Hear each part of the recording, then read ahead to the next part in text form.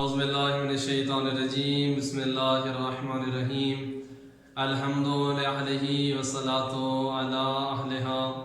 حضرت رسول اکرم صلی اللہ علیہ وآلہ وسلم ارشاد فرماتے ہیں من مات علی حب آل محمد مات شہیدا، جو بندہ اس دنیا سے رخصت ہو جائے اور محبت اہل بیت رکھتا ہو وہ ایسے ہے جیسے شہید ہو۔ پھر اللہ کے رسول نے ارشاد فرمایا آگاہ ہو جاؤ جو محب اہل بیت ہو اور اس دنیا سے چلا جائے خداوند کریم اسے بخش دیتا ہے۔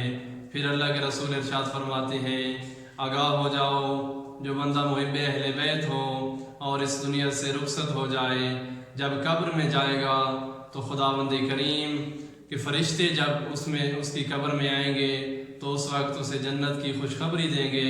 پھر اللہ کے رسول ارشاد فرماتے ہیں آگاہ ہو جاؤ جب ملک الموت اس بندے کی روح قبض کرنے کے لیے آئے گا جو محب اہل بیت ہوگا، اس وقت ملک الموت اس بندے کو جنت کی خوشخبری دے گا۔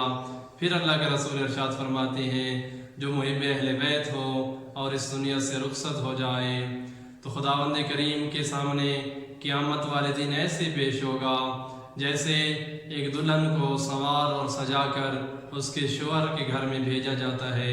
خداوند کریم سے دعا ہے کہ خداوند کریم ہمیں محب اہل بیت بننے کی توفیق عطا فرمائے۔